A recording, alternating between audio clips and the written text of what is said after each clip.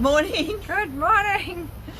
Hopefully our sound is working. Yes. We didn't have sound the first time, luckily, just before we started to get really passionate about today's topic, which is huge.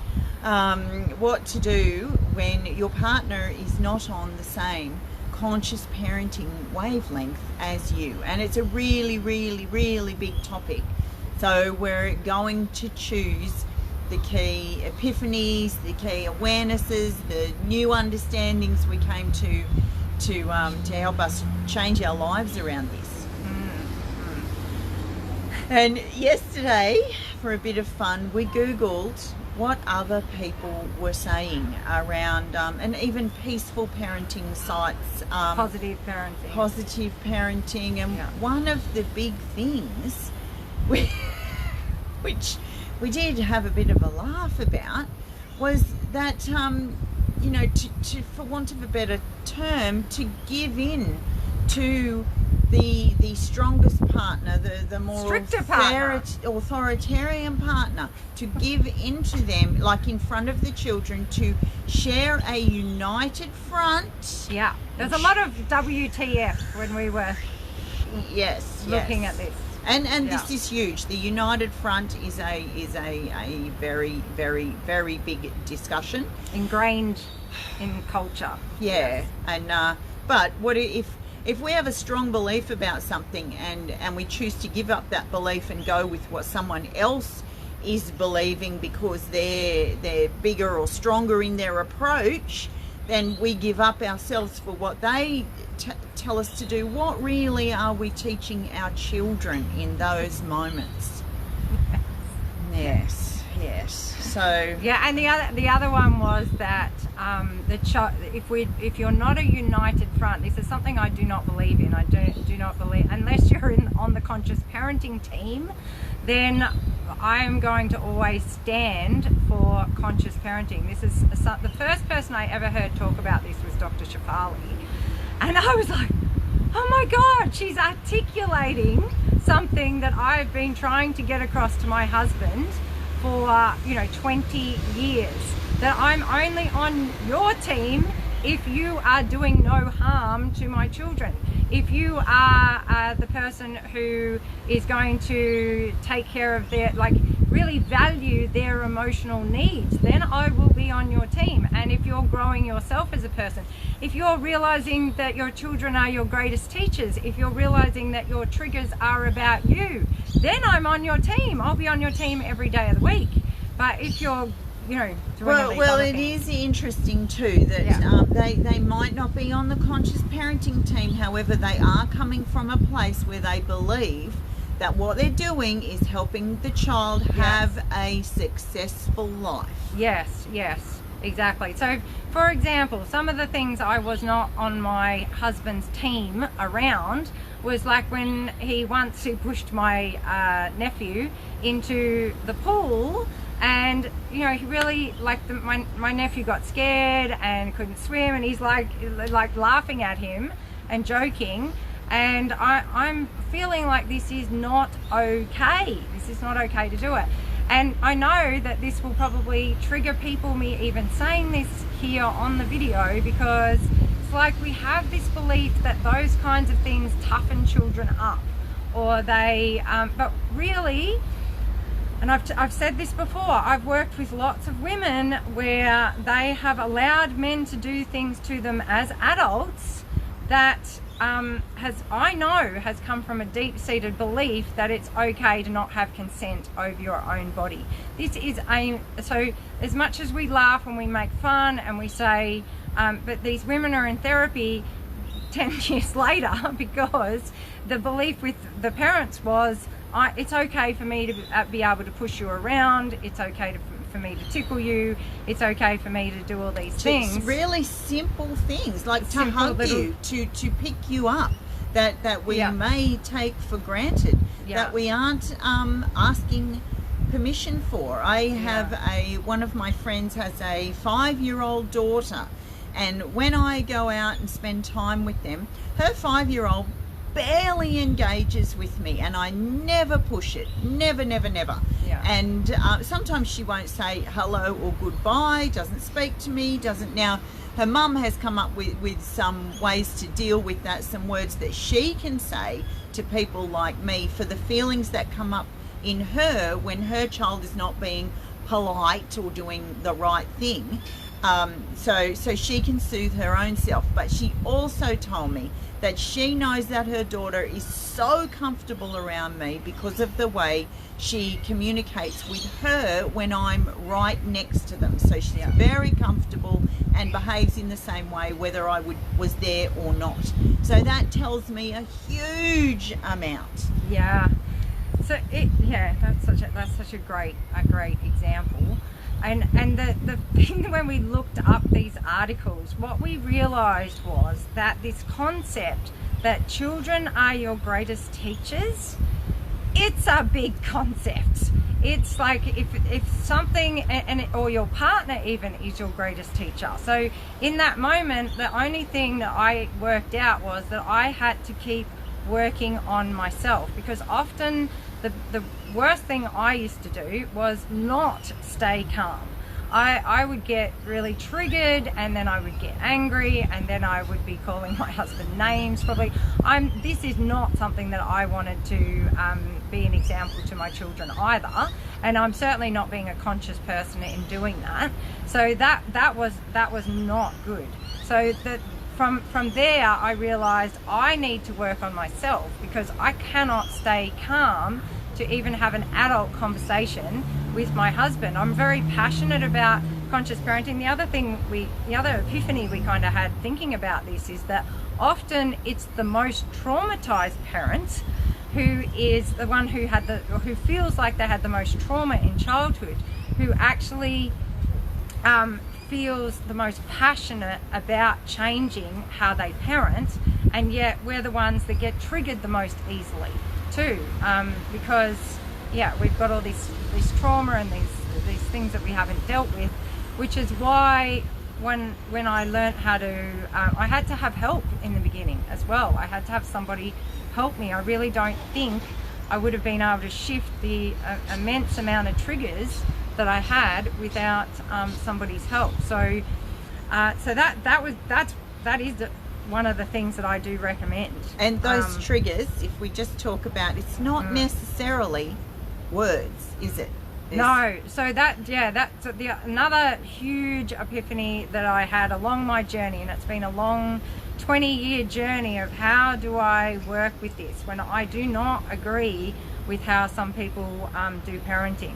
I don't agree with how my husband does parenting sometimes, and that is usually only when he is when I feel like he's not seeking the consent of my children for how he touches them, or how he is with them physically, or when he is not seeking their consent for how he even speaks to them. Like if he's not listening to what they're saying back to him, that's when I would get really triggered.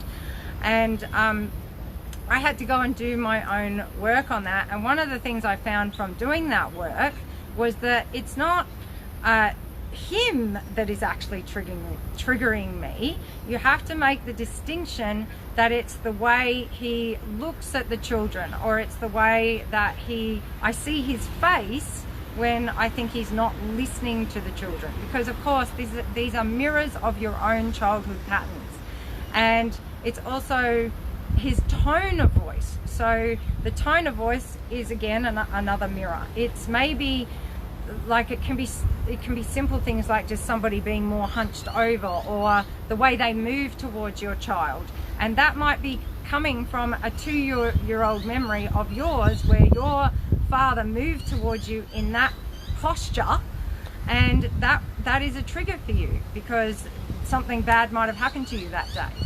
And it is always going to come back to the parenting style that you received when you were a child, which is why, how can we be on a united front when we didn't have the same upbringing?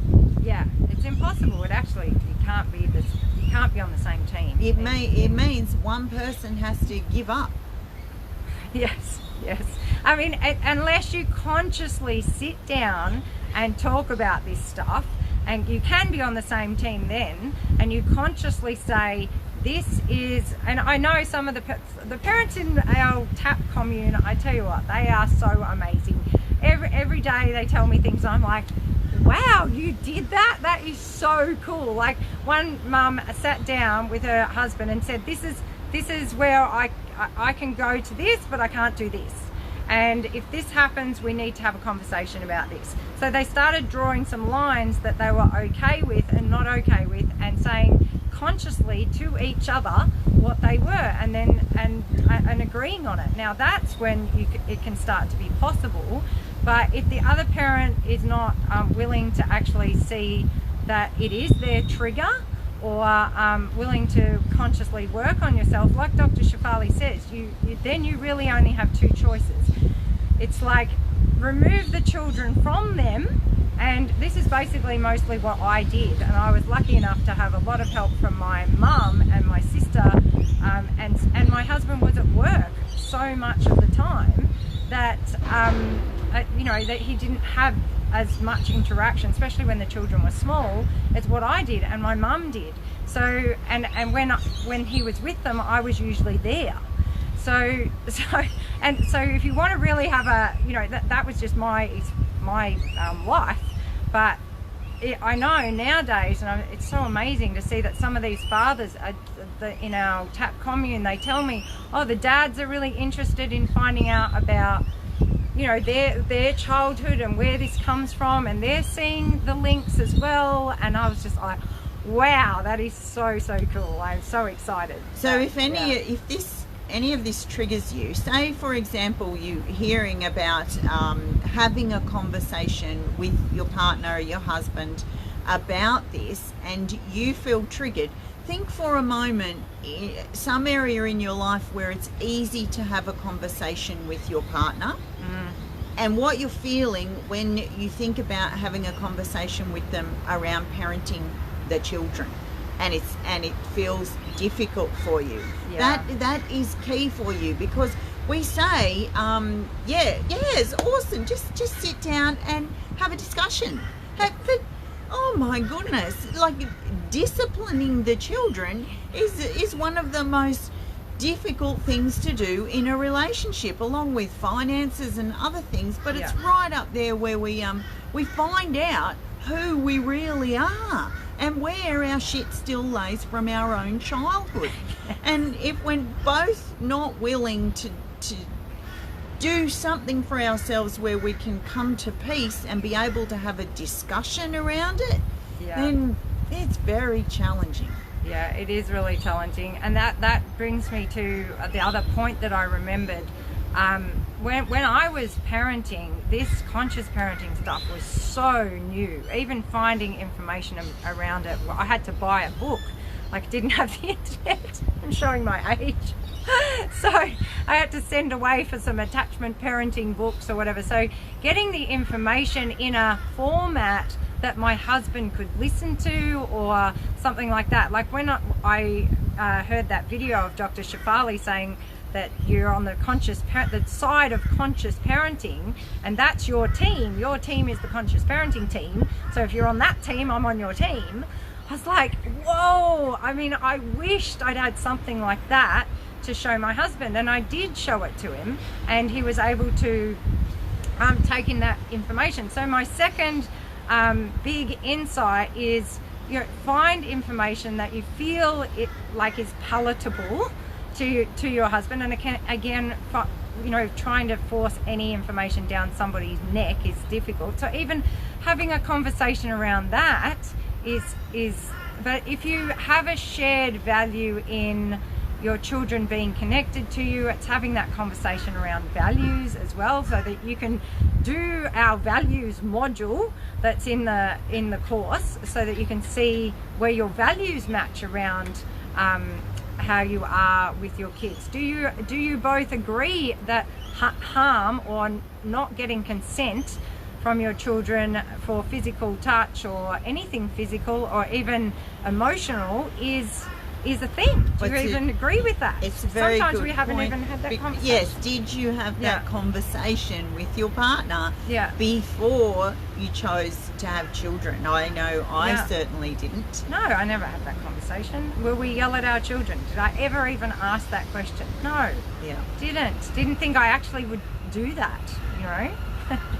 Yeah, and even if it's an obvious no, of course I won't. Well, then it's interesting when it does happen, when we get Yeah. triggered, and then that's why we say children are our greatest teachers, because they show us where the Yeah. triggers are.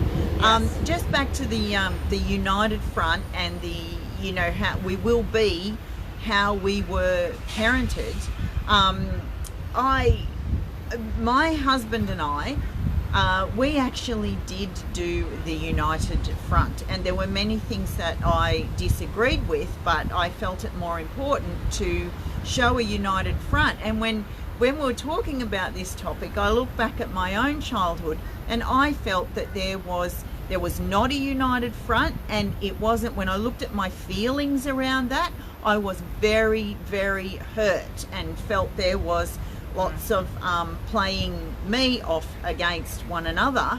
And so when I go into my marriage and we have children, I'm happy to have the united front. It feels like a safe, secure space for me. And me not having an opinion about certain things comes second to having a united front. Yeah. In looking back, I see now what we taught our kids that success looked like what we were doing. I was always coming from wanting my children to have a successful life, but it never involved emotional well-being. Yes.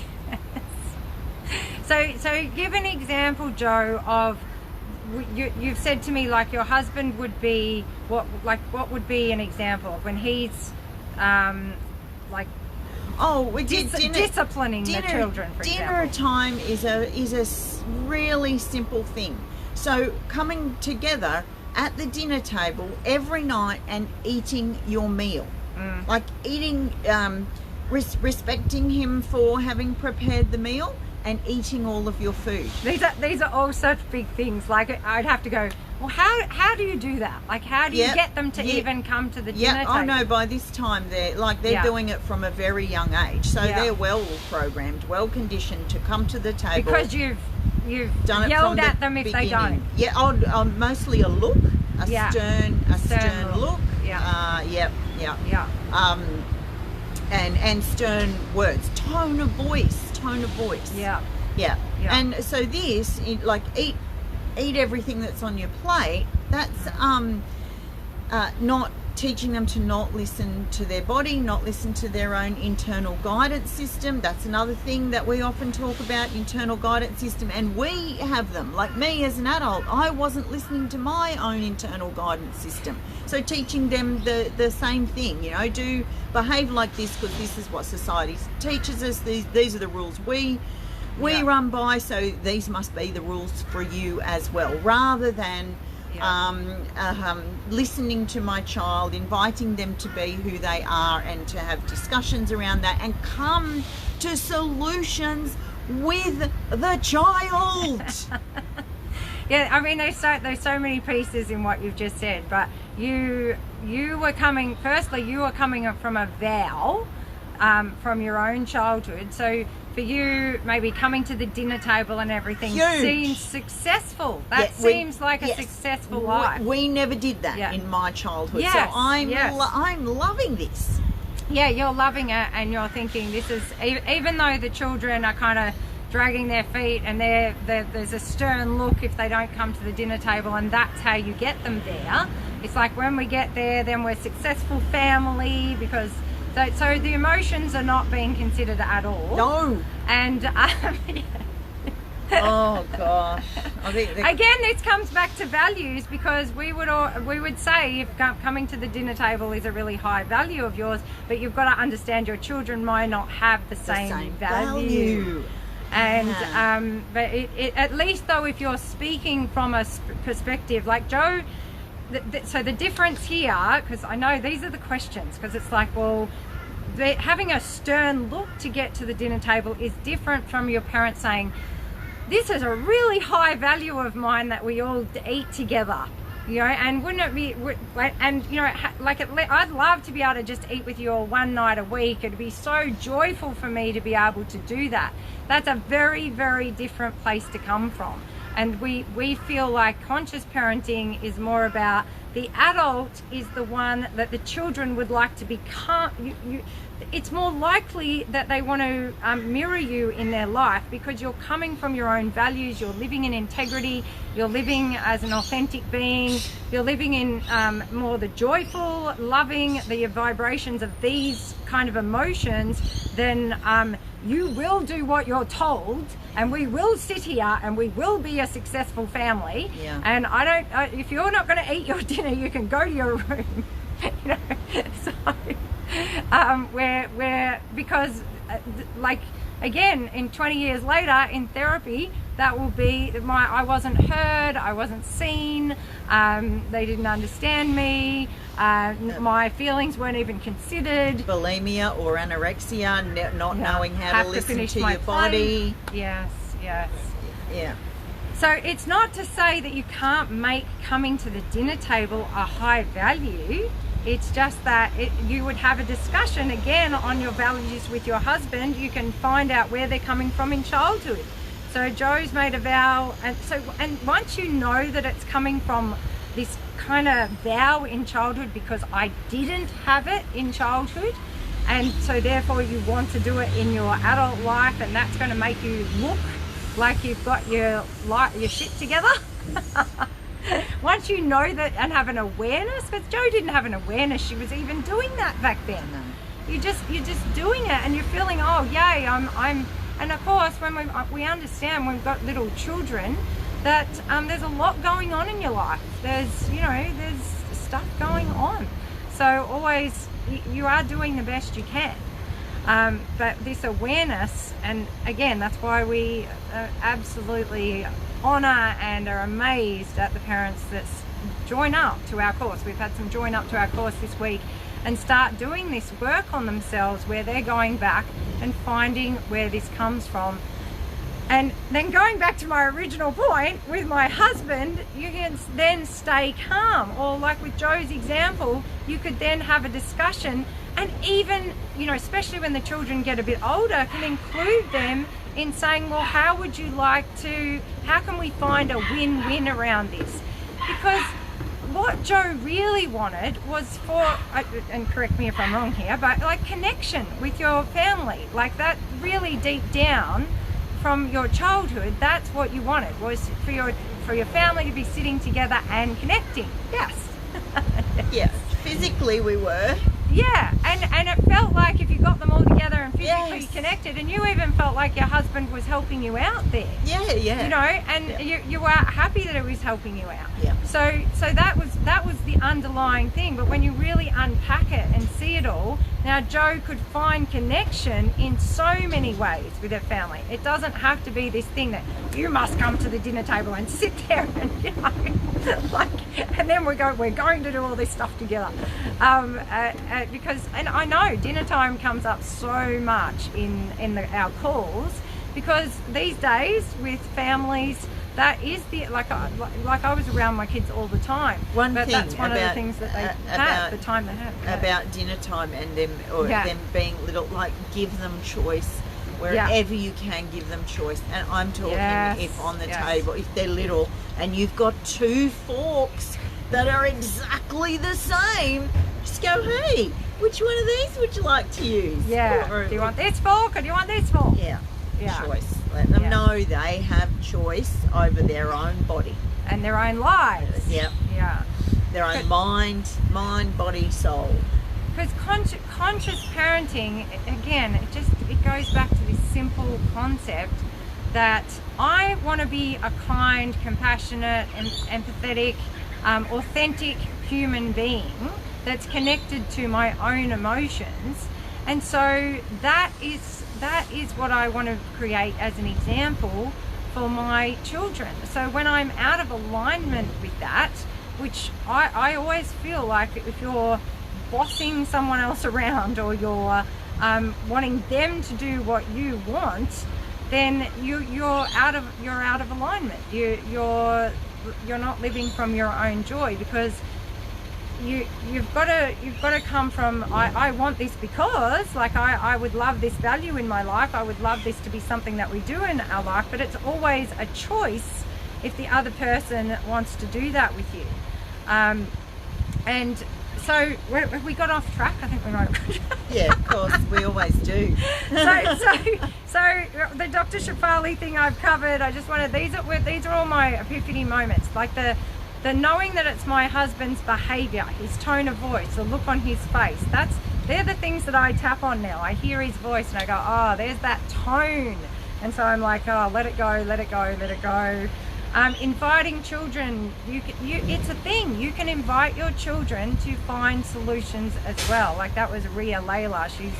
She's amazing parenting coach that we've come across, and that was just gold. I was like, whoa, yeah. Because of course I have done this in my life, but for people to actually say that out loud, and we talk a lot about win-win solutions, and that they're always available. And in the example with Jo, when you go back, what are you really trying to have in that moment, and can you create it in somewhere else other than the dinner table? Because it's different, you know, the kids may not value being at the dinner table as much as you do. Yeah, just one thing, when I was at my sister's one time, this is not so long ago, and she has 2 children, she's far younger than me, and she was preparing meals for that night, and she plated them up and she put them in the fridge for the kids to come and have them whenever they chose. And I'm like, what? How cool is that? Is that a thing? Is that a thing? Yeah, because sometimes when we get so fixated on this is the way life has to be, and believe you me, I did a lot of that. I had a lot of those same things. And probably the dinner table was one of them. Yeah, and I'm fixated on this is how it's going to go down. But yeah, when we can't find the front part of our brain, which is the prefrontal cortex, which has all the creative solutions, stops working when we're really triggered, or we're coming from that vow from childhood, or we're coming from lack from childhood. It's just not going to work so well. Yeah. The other one was from Passionate Marriage, the least. Yeah. It's a huge concept. Yeah, so Passionate Marriage is mostly about sex. So if you read that book, and really that's probably the one area, unless you want to have sex by yourself, which you can, but unless you're having sex by yourself, it's more fun with a partner. And usually in a marriage, you know, that's one thing. If you're doing it with another person, they've kind of got to be involved in the actual act. Like, it's harder unless you're doing it by yourself. You know what I mean? It's hard to do it not by yourself if you've decided to do it with the other person. And the reason I kind of gave that introduction to this is, in that book he said the person who least wants sex has the control. And back then when I had little children, of course, I was like, oh, that's me. And I thought, my God, I've never thought of, I actually thought, no, I'm the victim in all of this. Yes. I don't have the control, I'm the victim. And that was a major epiphany for me, that, oh my goodness. So when I'm the partner who has the least passion around these, or the least wanting something, I actually have the control. And so in the conscious parenting realm, in some ways my husband had the control, but that was the reason, like Dr. Shefali said, I made a choice to keep my husband outside of the parenting realm as much as I possibly could, because I was a control freak, you know, and I wanted to have control over that. So because I felt like that's what and she did even say that that's something that you can actually do. And like having, even, I always felt so bad about that. I felt like, because I can say back then everyone was like Jo. All of my friends, and like we Googled it. Most of the top Google searches are saying be a united front. And I wouldn't agree. I wouldn't give up on that one. So yeah, Dr. Shafali, the first person I found who said, no, you don't have to be united front if you feel like the other person is doing harm. And you know, in some cases I really did feel like, and my husband never, you know, full on abused the children or anything like that, but in his childhood he just had a belief that the shaming, some of the yelling, some of the you know, just chucking a kid in the pool without them looking and things like that, tickling children, grabbing children, he just thought it was okay, and I just didn't think it was okay. So and he just had a belief that it didn't do him any harm. And in fact, sometimes they'll even go as far as saying it did them good. Yes, that's where they're coming from. That's usually the coming key from thing. that place. That's why when we can calm down, Yeah. have calm conversations, and we can make the links back to our own childhood and bring in new awarenesses around why we behave how we behave, Yeah. then we have possibility for change. And like being in the in the front part of your brain where the creative solutions come, if you're in a discussion like that where you're not triggered, you can come to solutions. Yeah, and until I did Faster of Tea, guys, I could not have a calm conversation with my husband. This topic was I was so passionate about this that I would do the removal thing as opposed to try and have a conversation about it, because I had so many triggers, so many triggers. So I know I would do silence, even though I did anger, you did silence. Yeah. Even though there was often something inside me telling me, oh, I don't think this is right. Still, the united front was more important to me. Yeah. And probably even more so how like that looked, and you felt good when you were seeing it. Yeah, all those things. Yeah. So we hope this has been helpful. If you have any questions, good morning, beautiful Kristen. Good to see you. Those simple things. Remember those simple things, like around food, around coming to the table, around grabbing a child without their permission, around, you know, expecting them to go and hug Auntie Mary at the Christmas party. All these little tiny things. Yes. And then if you can introduce, you know, of course you're going to read up on it as much as you can, but if you can ever find any information that you think might be a bit of a breach, I mean, the beautiful news these days is there's some incredible teachers of this kind of information out there with the behavioural stuff with children. So Dr. Vanessa Lapointe is amazing with this, like helping husbands, because to me it always helped them to see that this is a thing, guys. This is a thing in the world now. We are moving away from authoritarian style parenting, because sometimes, you know, it's that they feel like they'll be left behind. They might be around a whole heap of men as well that really poo-pooing this whole idea, and it's like your children are going to be sissies. What do you want about that? They'll be stronger and more secure in themselves and more confident if they have emotional intelligence. That's not a thing, is it?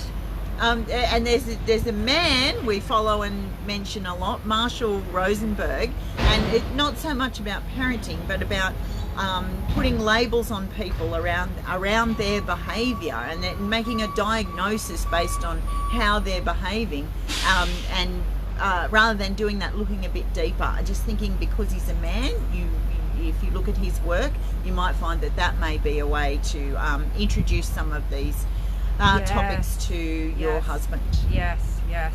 And then, of course, doing the work on yourself, finding amazing people to work with, like when they come to our courses, I do the deep childhood work so that you can heal your own childhood wounding. And yes, now I can, it's taken me 20 years, but I can have a calm conversation with my husband. Which reminds me, one thing about the when you were losing it in the past, when you're on the conscious parenting path, your partner knows, and then you lose your shit, and you get that, how's that going for you then? It's not working so well for you, is it? But the big difference between being a conscious parent, because we still lose our shit, but we reflect back upon it and we can apologise to our children and we can look at our own behaviour in that moment.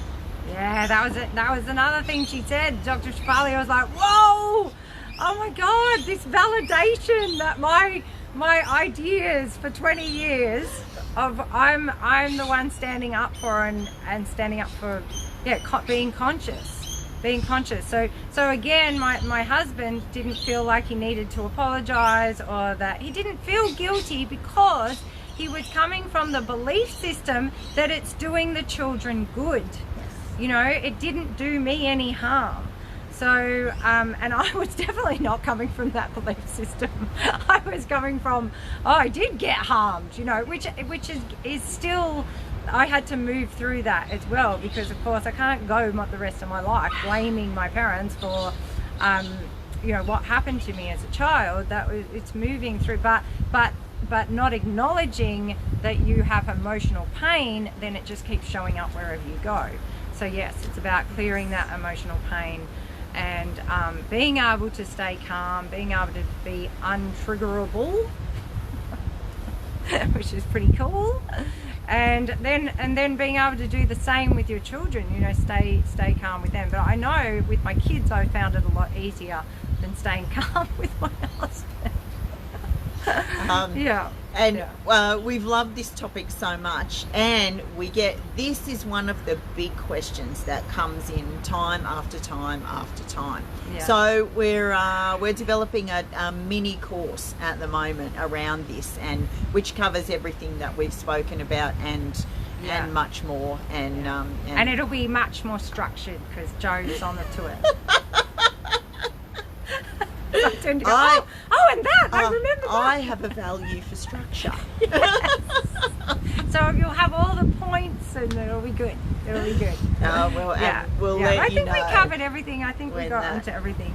But there's so much. It's huge. Yeah, the only other one that I've got listed here was like rewards and punishment. So when you're a kid and you get rewarded or you get punished, if you carry that into your adulthood, we often talk about punishment because that's where you feel like you're a victim. But there's just as much addiction is from being rewarded for things like getting that adrenaline rush of mum's happy face. You got praise when you helped mum, or you got praise when you... and again, you're not learning to follow your own internal guidance system when you're being rewarded into things. So it's just as big. Both ends of the spectrum is all about not following your own internal guidance system. I love that. People pleasers started out as parent pleasers. Remember that? Yes. So yes, it is a massive topic, but it's a juicy one and it's a fun one. And it's taken 20 years, and I'm still, I'm still a trainee. I'm working towards mastery, but it's a big one to master, so lots to it. So thank you for joining us. And if you have any questions, put them below. And thank you so much to our new members as well. We should have said that at the beginning. But we're so excited to welcome some new people into our course, and working with some new ladies this week. And I always just go, oh wow, you are so amazing. So courageous. So amazing. I know it takes so much courage. So much courage to contact us, to even send us a PM. And we honour you and thank you.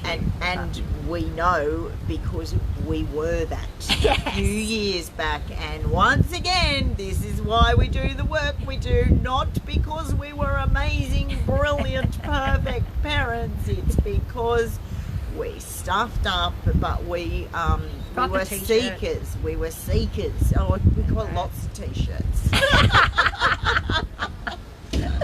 We kept seeking, and that's what you guys are. You're seekers of this and seekers of change, and we honour you so much for that. Thank you. Okay. Have a great week. Thank you.